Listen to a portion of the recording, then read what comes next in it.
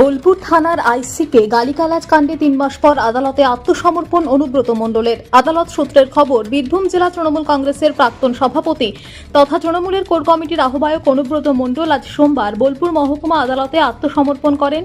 জামিনের আবেদন জানান। দুপুর 2টোয় এই মামলায় বিচারকের রায় ঘোষণার কথা রয়েছে। প্রসঙ্গত, গত 29শে মে বোলপুর থানার আইসি লিটন হালদারকে ফোনে অকথ্য ভাষায় গালিগালাজ করেন অনুব্রত মণ্ডল। পরে সেই অডিও ক্লিপ ভাইরাল হলে তীব্র চাঞ্চল্য ছড়ায়। ঘটনার পর পুলিশ অনুব্রতকে নোটিশ পাঠায়। বোলপুর এসডিপিও অফিসে তিনি হাজিরাও দেন, তবে এরপর তিনি আর আদালতে হাজির হননি।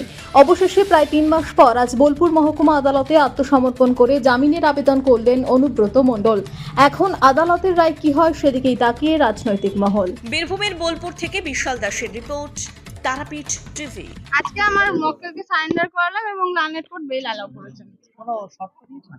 না, কোনো শর্ত দেননি, উনি তো অসুস্থ না, বয়স্ক অসুস্থ, সেই শর্তে বেল পেয়েছে। কোনো আদালতের কাছে আবেদন কি ছিল ম্যাডাম?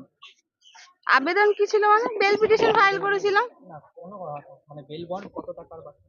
ওগুলো তো সব জুডিশিয়াল ম্যাটার, এগুলো আইনের ব্যাপার। আইনের এখন এখানে এগুলো যা কোর্ট অর্ডার দিয়েছে এগুলো ডিসক্লোজ করা যায় না। পুলিশ কি কোনো মানে হেফাজতে নেওয়ার আবেদন করেছিল? এগুলো জুডিশিয়াল ম্যাটার, আমরা সারেন্ডার করে বেল পেয়েছি। ঠিক আছে, জুডিশিয়াল ম্যাটারে এগুলো এভাবে ডিসক্লোজ করা যায় না পাবলিকের কাছে। মুখের মধ্যে অনুব্রত মণ্ডল তো? হ্যাঁ, আমার একদম অনুব্রত মণ্ডল, উনি সারেন্ডার করে বেল পেয়েছেন।